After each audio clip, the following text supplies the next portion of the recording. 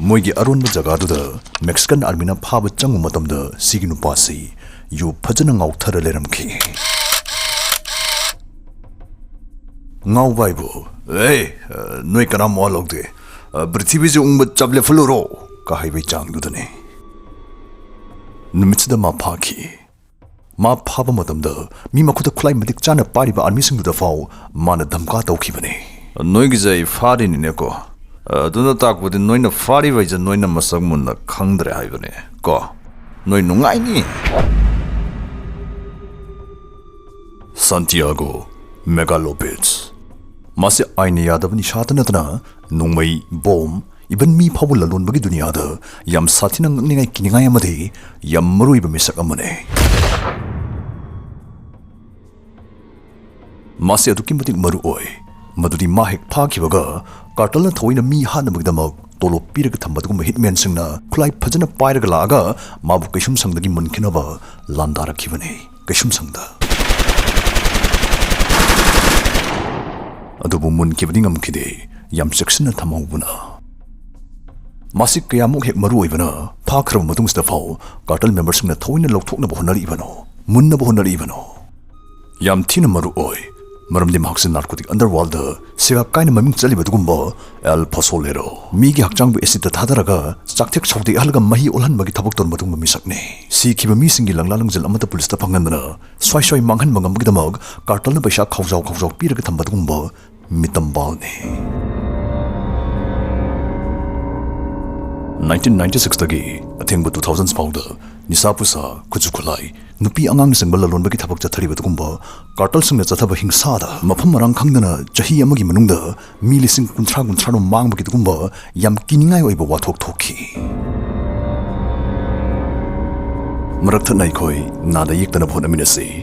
Hojiki matamda imung manung khudingbuda thengnariba anabasing kokhannaba supnai lupa chahum khaktada adongi yumda laktuna adongi hakchangda kari akaiba soiba leiri amadi adongi hakchangda kari anaba lakpa yabagi haina khangduknanaba whole body checkup tawbagi khudong chaba pijari loinana adongi hakchangda leiriba anai ke problem sing adu kohannaba ngakthok hongnaba akhanaba dietary supplements sing su pujarakani supplements sing asi 100% natural oiba organic oiba side effect leitaba manam sing singdagi sembane supplements sing seasonal matungda adongi hakchangda kanaba mata phangdragadi tingkiba cell 100% handokjagani supplement lairoi hakchang khatang check tokjage hargasu tawbiba yagani akupa marul gidamok screen da hapsari number staida thinthadana pau phobira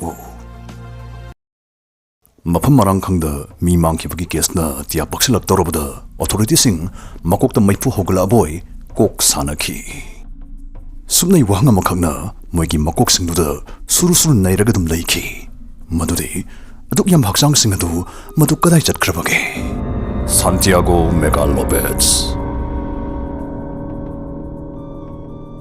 Santiago Megalopeds Mexico gi Sinaloa harim famstay dama 1964 da poki yam laida bi imung amada crime gi taibang da khongdarak tringi da Santiago machek mystery wirami Mastaima Ariano Felix organization hariba matamdu Mexico da khwadigi tamthiba criminal group amoina kinakhiba nisa nongmai bomam di mila lonbagi organization saida check suba lakpada sagol senabagi thaba musu pislakpadagi ma organization sigi sagol senabo rakhi apiba thabak tamachu tana toba magi thabak tawduna magi bossing pelanki masdai magi bossing aduna mabu drug thindok thinjin tobagi thabak tamu siznaba horakhi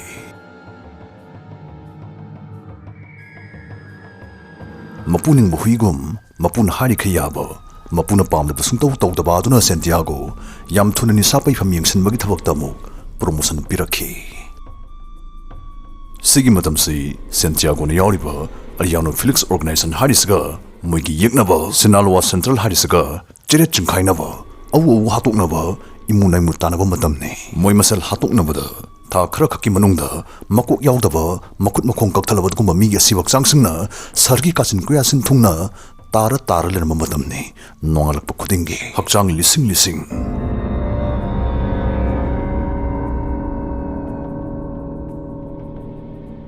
Norok-tagi hena tamthiram dongwanba hingsa kutawasna Mexican Army amati police matam chupa high alert da laiki DEA amati FBI na chingba American law enforcement singna fau moidem yang changba horakhi Sumaina moida miting yam jangsin bahorok pustaydi moina hatpa mi sungthiek thiba phangdanaba adugma maha pap ki masang oiba thorang ama moina pangthoknaba warep lawrakhibane moina tawduisi sini asiba singadugi DNA sakhi sapon amada phangdanaba asiba singdu langthokhibagi mohta tongsana mahi olhanba saruna phultana takhai bai basne masigi method asne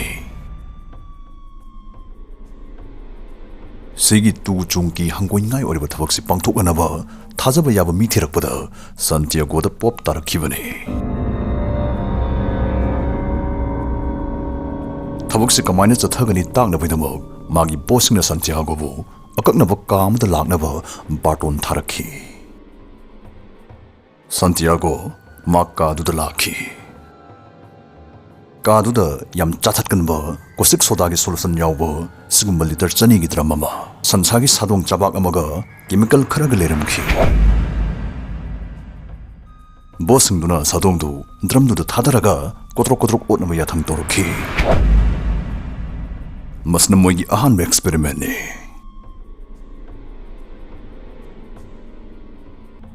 tha taruki matung Handak sumabu ngasagi kadur laknaba pau pirakhi kadur changakpada handak khyenaba khara lerame mana tawduidu yengnaba cartel members babu khara phamlamle magi mating pangnaba minai masu lepa lerame aduga mamangdadi sansa mapak ma pirakpadu handak sansa nate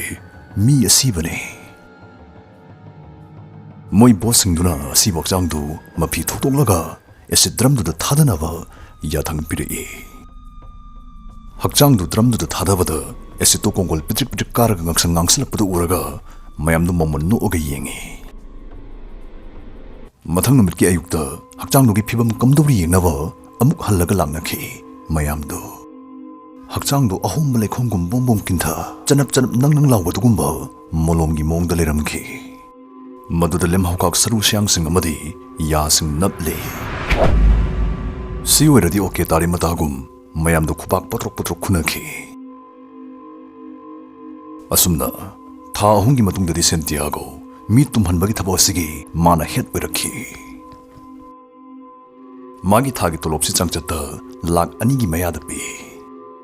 karbar sendong yam leiba matamdadi Santiago na thamda mi kunthra gi changda mahi olhali hairi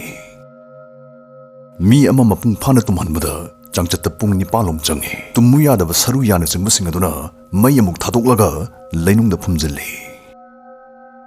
mahi olaba hakchang yaw bultram singdu ahingda trakta holaga lokta thadai yam haisingna iram nala semaga chinthan kibsu yawi Mexican Army na Santiago phakibasi 2009 dani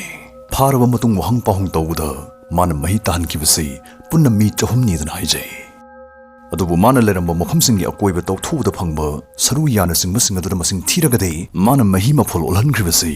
yamdrabda mi lisingi mathakni hairi asuktam thiba crime toramag su Santiago magi charak matam loiraduna kaishum sangde thurakadore mangonda akpa charak pi khidribagi maramse mamai ani longba mabuk sengdablenga ki asok sangkhrana mabu protect tawboigani thajanari